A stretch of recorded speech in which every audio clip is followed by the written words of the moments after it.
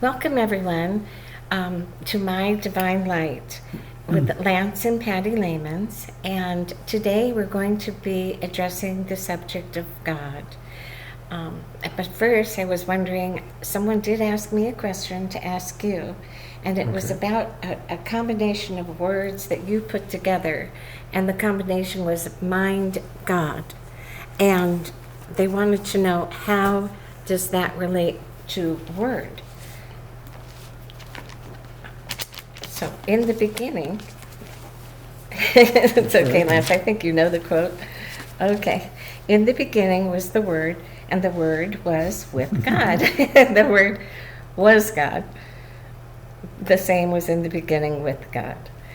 How does that relate? Okay.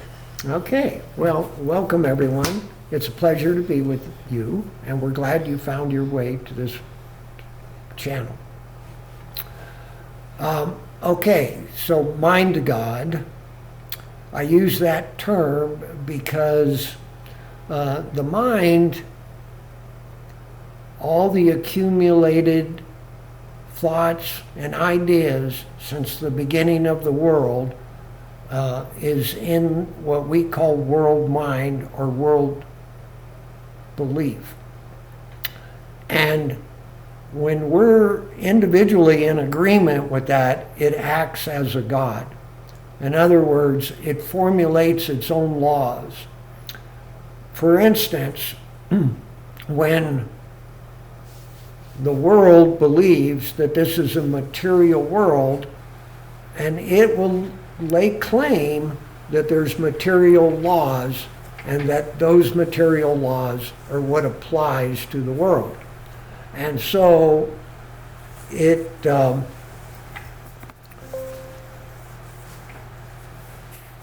acts as a God. In other words, if you violate gravity, if you jump up in the air, it's going to pull you back down. And you're under that law, not because it's a real law, but because the mind has laid claim that it's a law. It laid claim to the fact that this is a material world, and so because we agree with it and we accept that, then it acts as a law in our individual experience. And so we're bound by it. And so often the term Lord God is used in the Bible, in the Old Testament. A lot of that has to do with this mind God, as I call it, acting as if it had the power over you. And it does have power over you as long as you keep allowing it to have power over you. And so it acts like a God. And that's where all these gods came from. And so that's what mind God is. Now, it's not a real God. It acts as a God. It's not an entity trying to overtake you, but it does overtake you when you allow it to. Just because it has the momentum of since the world began, it's accumulated all these thoughts and ideas, and it's become a belief, a world belief that's in the mind of everyone, and all the people on the earth are accepting these laws as if they were real. And so it acts as a God. And so that's why I use the term mind God. Okay? And Thank you. yeah, so in the beginning was the Word. That is the actual God. So we're going to talk about God today. We've talked about form, what its purpose is and how it functions. Soul, what its purpose is and how it functions. So we have the two videos, one's on form and one's on soul. And now we're going to talk about God. So we need to understand, first of all, that words, we're using human words to convey spiritual ideas. And spiritual ideas cannot be conveyed in human terms. However, we have to try because we want to get your attention so that we can tell you to go within yourself and get the truth. And so there's only one truth. There's not two truths. There's not a truth here and a truth there. There's not a truth about this thing and a truth about that thing. There's only one truth, and that truth is God, is the one life. And so all these different teachings and religions and teachers, they use different words, and a lot of them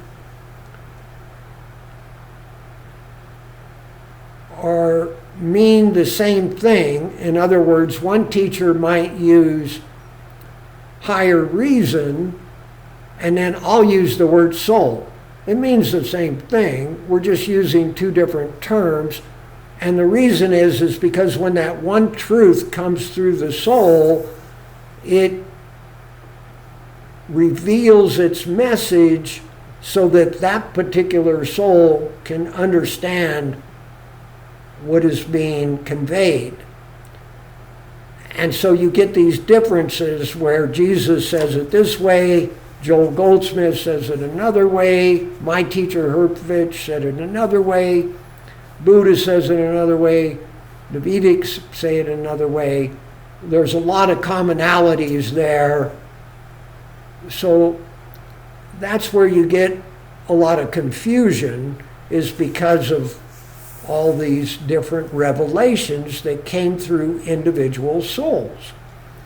And each of them revealed it in their own way. And that's what I'm doing. I'm revealing it to you the way it came to me, through my consciousness, so that I could understand it. And to me, it seems very simple and very applicable to life.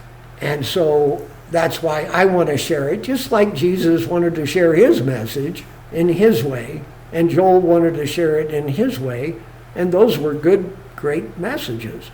And we just believe that the way it was revealed to me makes it a little simpler for people to understand and to actually put into practice and to actually get somewhere. Meaning towards living in the Garden of Eden, which is right here, right now. We just don't realize it. So, let's begin with understanding. With that said, just don't let words be a stumbling block. Don't get tripped up on the words.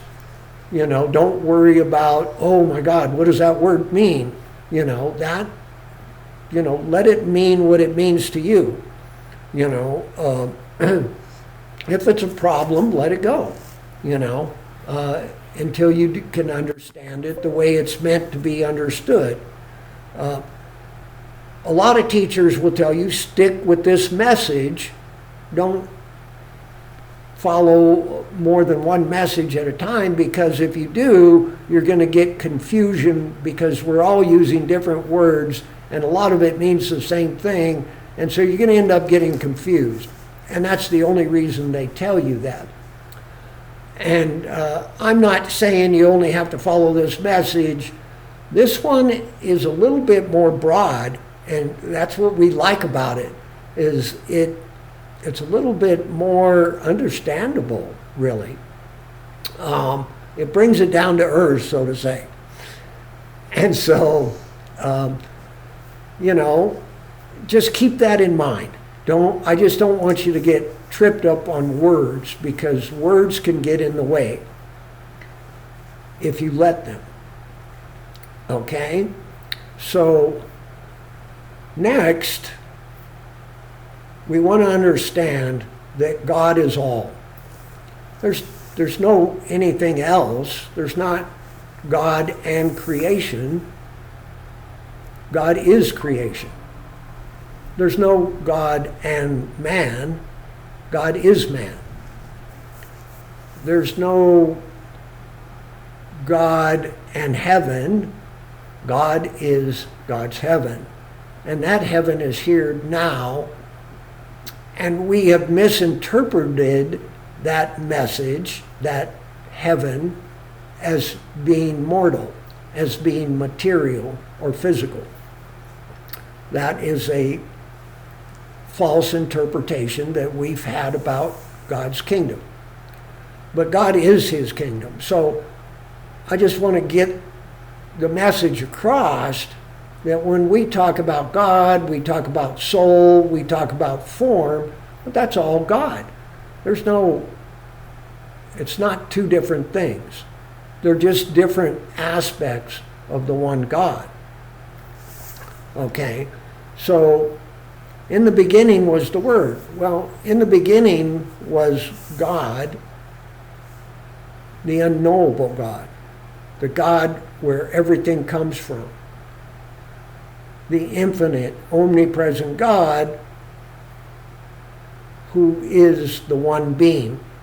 And the Gnostics and the agnostics both had it right. They thought, well, it had to be one way or the other. But in reality, this unknowable God expresses himself as a knowable God. And we call that, now remember, we're getting into words here. We call that the knowable God or the cosmic Christ. Okay? It's like looking at the moon, and when you look at the moon, really what you're seeing is the surface of the moon. And yet you know that it represents, that surface represents the whole moon, all that it is, and it's solid and it's whole. And we understand when we say the moon that we mean the whole moon, and yet what we see, we only see the surface of the moon. And that's what we call the cosmic Christ. When we look at God in its knowable form, in its knowable state, I should say, we're only seeing the surface of it. The depths of it is within it. Okay, so you have this one infinite God expressing as the infinite knowable God. They're both infinite, omnipresent, all intelligence, all power. That cosmic Christ is like a sun shining out, and that sun has billions and trillions of rays of light that go out from it. And those rays of light, each ray is an individual expression of that one cosmic Christ, that one face of God. And it then is expressing as individual being. Those rays of light that we are expressing as individual being, which is you and me. And in that ray, in those rays that go out, each one has in it a divine individual idea of your perfect life and of my perfect life and of everyone's perfect life at every point in creation. So that when that all comes together and expresses outwardly, it fits together as the one divine plan that God envisions and is expressing this divine plan. And so God, in this individual pattern of ourselves that is perfection, there's no imperfection in this. It's the perfect pattern of you, the perfect pattern of me, in this divine light that is shining out as a ray from the one central sun, the one cosmic Christ. Okay? Now, that shines through our soul. And God created this soul, and so that divine idea of us is us as the image and likeness of God. We are created in His image and likeness. And our souls are the expression of God. And so, then the soul then expresses its image and likeness through the mind. And the mind projects that image and likeness, and then we have that experience. Now, that's all supposed to shine through us and convey and show us the one divine plan of God and have us experience it. And the soul is the co-creator with this one divine light. This divine light has this perfect plan, this perfect idea of you, this perfect pattern of you within it. And as it shines into you, it has given you all that is perfect. And that never varies. It never changes. The light is always the same. It doesn't vary. But as soon as it comes through the soul, then it's like a steady stream of electricity that all of a sudden it's a live wire, excuse me. And so it begins to fluctuate and be fluid and adaptable, and all those things are the outer expressions. And our soul, then, is the one between this inner God self, which we call my divine light,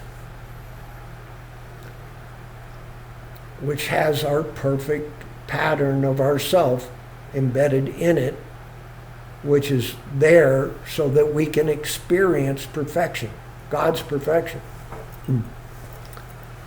And it's given to us, it is given to us to have eternally.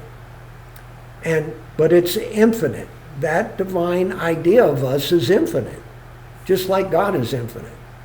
And as souls, we can draw out whatever part of that we want and bring it into expression and have the experience of it.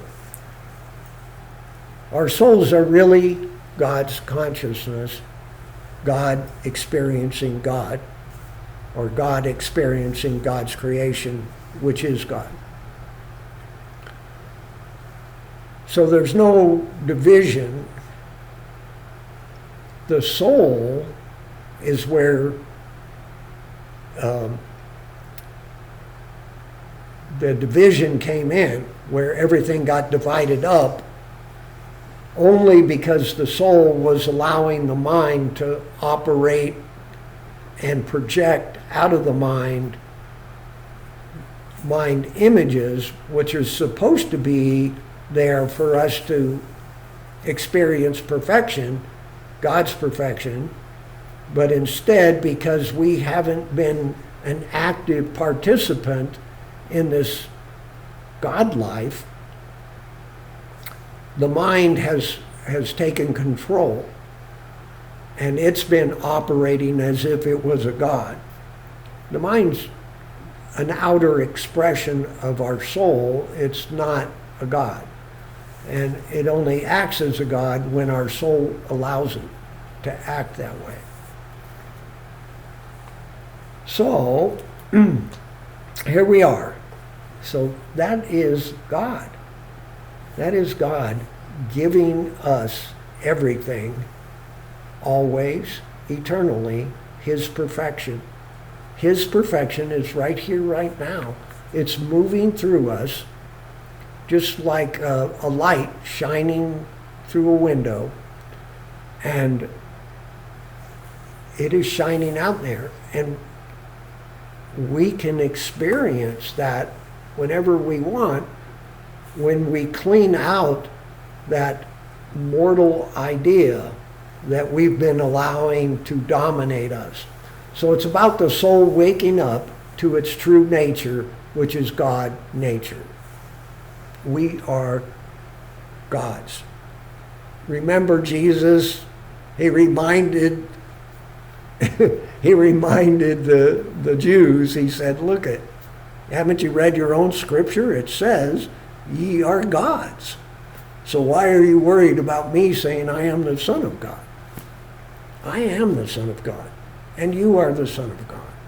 We are all sons of God. We are children of God. And we have the capacity to co-create with God.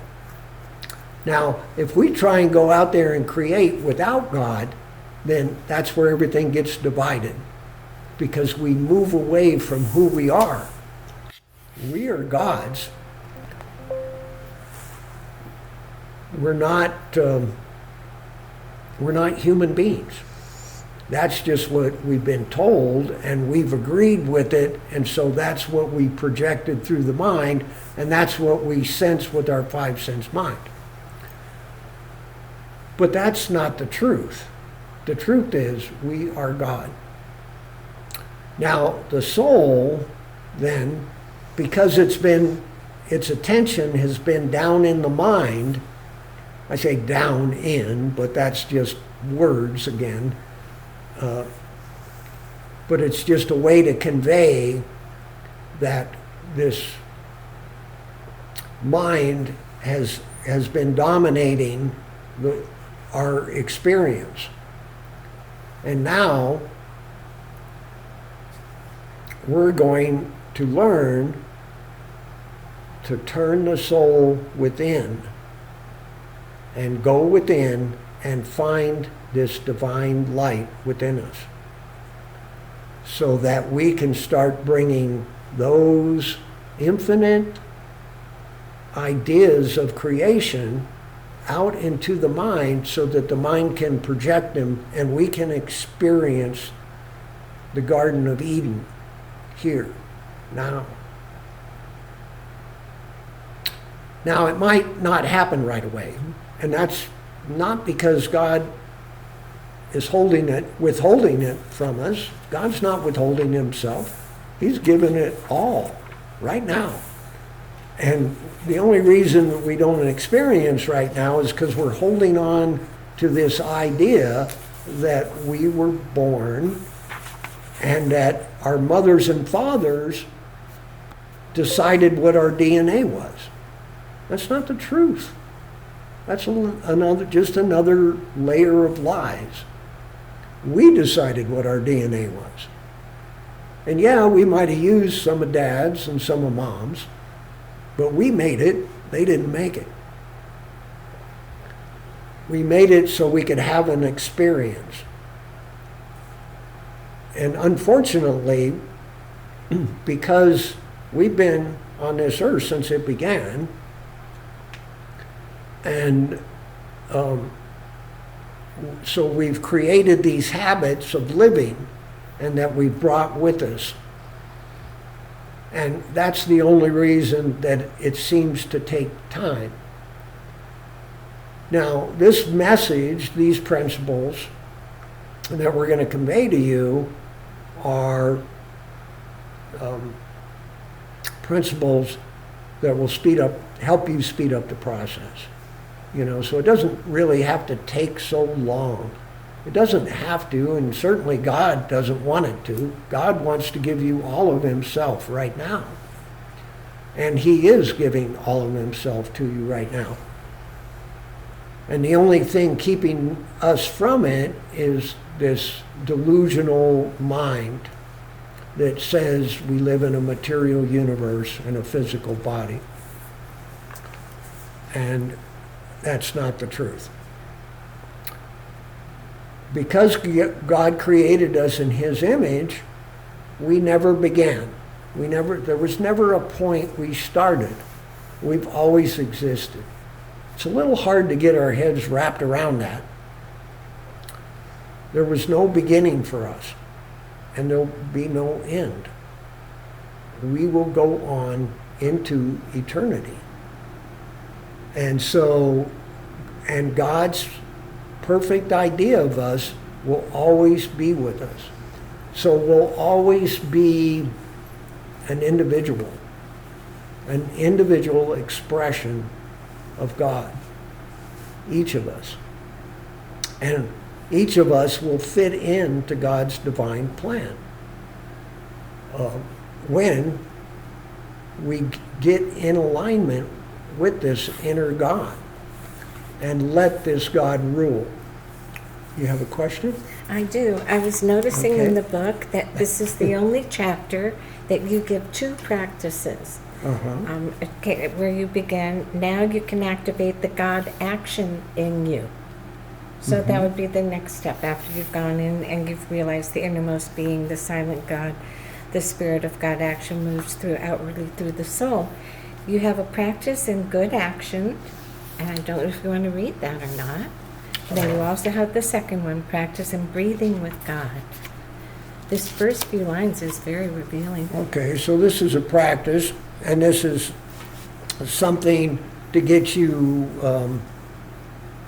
involved, because really it's all about the soul going in and establishing a relationship with this divine light, which is your God presence.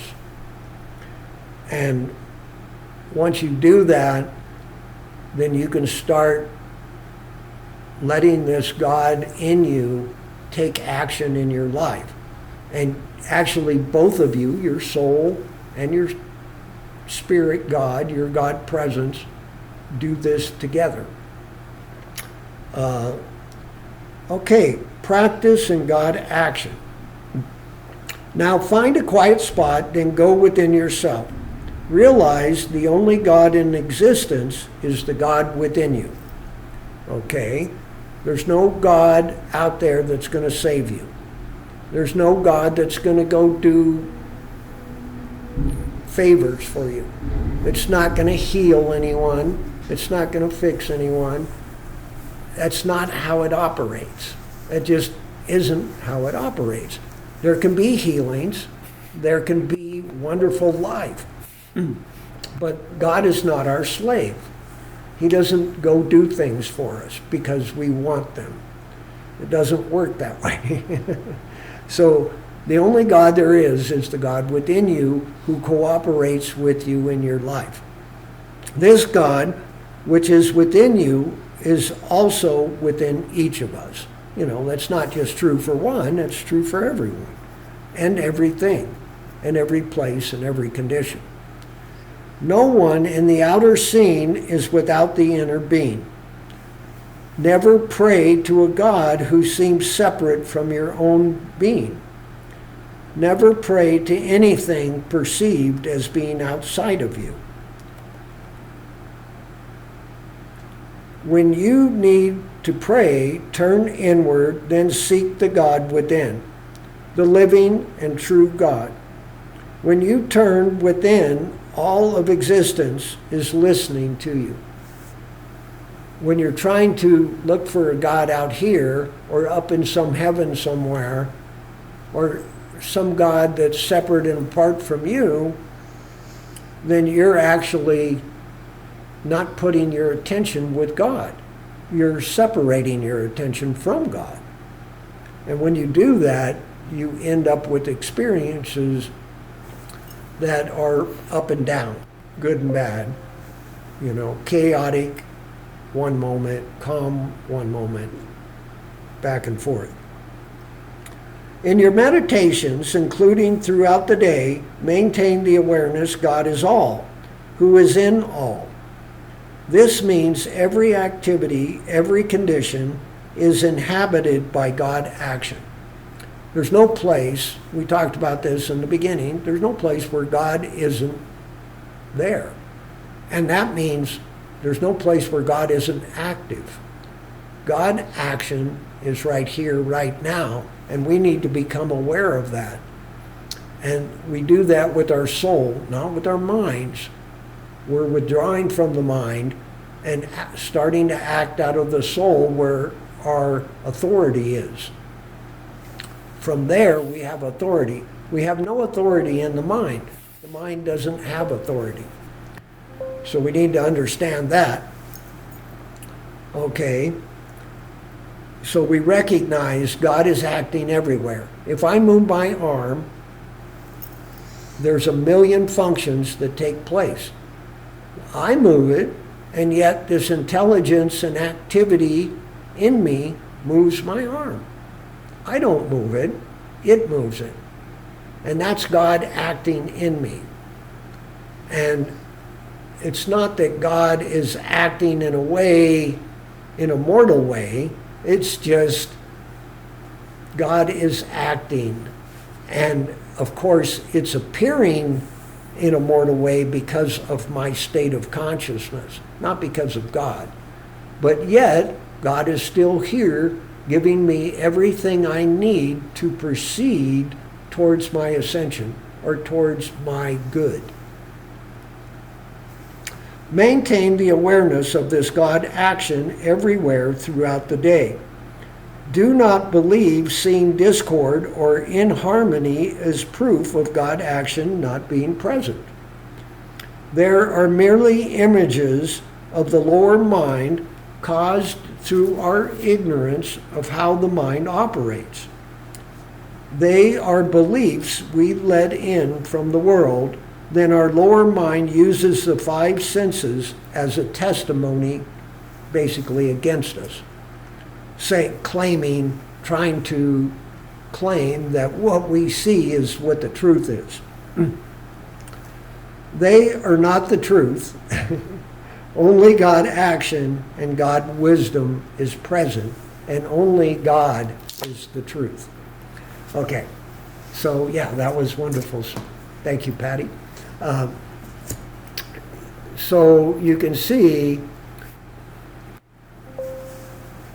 God is everywhere. His intelligence is everywhere. His activity is everywhere. And his substance is everywhere. When we see with the five sense mind, we see different things. We see trees and mountains and skies and stars and sunsets, and we think they're different. But in reality, there's only one substance below all the substances that the world claims make up our world. Those are part of the mind image, the atoms and even the smaller particles below the atoms. That's all just mind developing what it believes the world is. But below all that is one God substance. And so when we look with our five sense mind, we should understand there's only one substance. It's infinite and it's omnipresent. And it is there so that the intelligence and activity of God can form it into God's perfect idea of creation and God's perfect idea of our individual life. So God is life. God is our life. When we think of our life, we think of, oh, that's my body, that I'm here where my body is, so that must be what life is. And later we might think, oh, well, no, it's my mind, because my mind is an activity that dictates form. But that's not it either. We are not the mind. We express as mind, and we express as body, and we express as world, but that's not what we are. We stand behind those things. We are behind those things. And yet, the life, God's life, our presence is invisible. And it is moving through us and becoming form. And that is true every moment of every day. God is recreating creation. Creation didn't come from yesterday. Yesterday doesn't make today. God does. God is the cause and the source of today, and every day and every moment. It's a delusion to think that what was yesterday is what is today. That doesn't exist anymore. That is nothing more than a memory. God is life, and it is like a river moving through us, and it is a flourishing of life when we're with it. So, once we understand that life is invisible and it's the cause and the source of all that is visible. And that includes the heart and the mind. So what we want to do is we want to take the soul and learn to turn that within where God is and develop a relationship with God.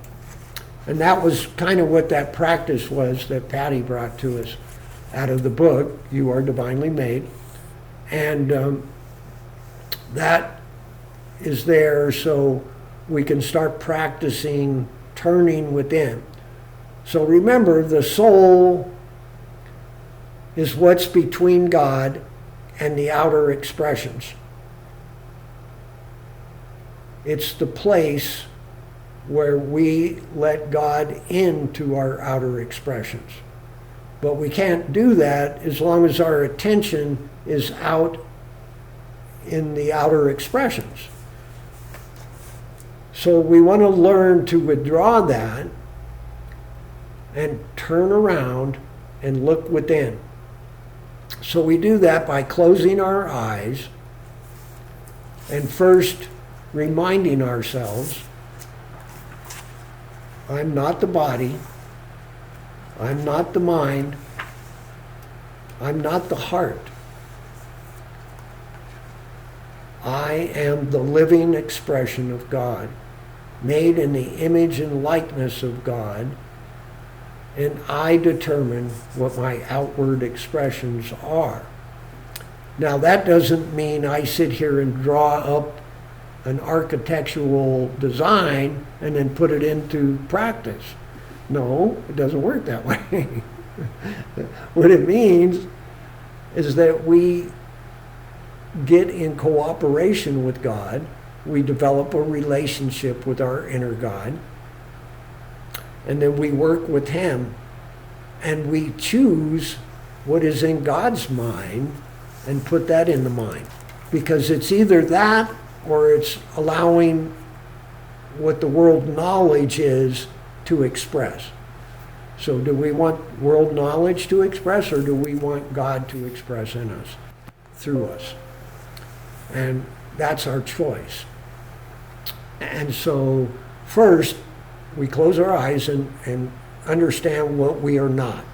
We're not the outer expressions. those are part of us, but they're the very thinnest layer of us, because that's us expressing. That's us having the experience. And so we're going to turn away from that momentarily. We don't want to withdraw from it entirely. We just need to get to know our inner God so that it all works together. That's all. We don't want to be a monk and go live in a cave somewhere and be an ascetic. That's not going to help us. We have to learn to live in the world and yet not be of the world. In other words, be in the world, but be a God-man in the world. Be a God-woman in the world. That's what we're here to learn to do. We're here to learn to express God and to be God in the outer forms. But first, we have to go all the way in. And so we close our eyes, we turn away from what we're not, and we look for what is. And so we just ask God, God, presence, come into my life. Be my life. Be with me. Show me the right way to live. Bring all your great qualities into my life. I know that disruption is not what I want. I know that now. I thought it was just there and then I was judging it, but now I understand I brought that in. I'm the one who allowed that to exist. And so now I don't want that anymore. And so I'm telling my God self, I don't want that no more. I don't like that. I want peace. I want joy. I want love. I want happiness. I want great relationships. I want truth. I want all that you are, God. So please, come with me. And, you know, when you establish that relationship, you'll have to work on it for a while, because it doesn't come overnight, because we're stuck in mortality. Again, it's not God's fault. God's not withholding himself from us, but he's not going to force himself on us either. We're the ones that have to go to God. We have to go there and invite God in and establish a relationship with God and get God to start functioning in our life. And he is already functioning, but now we're gonna choose the perfection of God to be our life. And that's what we're gonna bring into the mind, and we're gonna let that burn away all that old fear and anxiousness and all that stuff that's been getting in the way, or it's not really in the way, but it's covering up the truth of who we are. And so we want to burn that away so we get a clear vision of the Garden of Eden, so we can have the experience of the Garden of Eden. So anyway, you know, practice that. Get started on developing that relationship with your God. God is with you now. God is your presence. God is your life. Closer to you than anything else. Beats your heart, breathes your breath, flows your blood, does all the things that you need. And it's only your concepts that you've put on top of that that appear otherwise, that appear as a failing body, as a world that has malfunctions in it and all that stuff, and chaos and all, et cetera, et cetera. So, but when we get in alignment with God and have a relationship with God and start acting as a co-creator by saying, I don't want this anymore. I don't want those type of things. You know, I reject that now. I no longer want that. I want God's perfection. I want to know what the allness of God is. and realize that his intelligence and his activity is going to bring that about for you. You and God together create the most magnificent thing in the world. And whatever you want, God will bring it for you, but he'll bring it to you in a much better form than you could ever imagine. So that's the basics of God. That's what God is, that's what God's purpose is, and that's how God functions. So I think Patty has a question or something she would like. I just think this would be a beautiful ending, how you write poetically a summation in the beginning of each chapter. In this one, chapter 25, I am God action. Do you want to read it? It's a perfect summation. Okay. That'd be wonderful. Okay, That'd so be we'll great. end it this way. And, okay. O great God action, everywhere functioning, we accept your presence with your wisdom in our lives, including all life. We now only see you coming and going as we observe your perfect accomplishment of your own purpose, bringing each their final awakening with only God's will done in them, meaning no more human creations. Okay, thanks, Patty. That was beautiful. Okay, and we'll have many, many more of these videos. This is just the very beginning. We've laid out the very basics for you. And so with that said, we will see you in the next one. So you have a wonderful day or a wonderful evening, and Thank you for we'll your time. talk to you again soon. We're glad that you were able to spend some time with us. See you next time. Bye.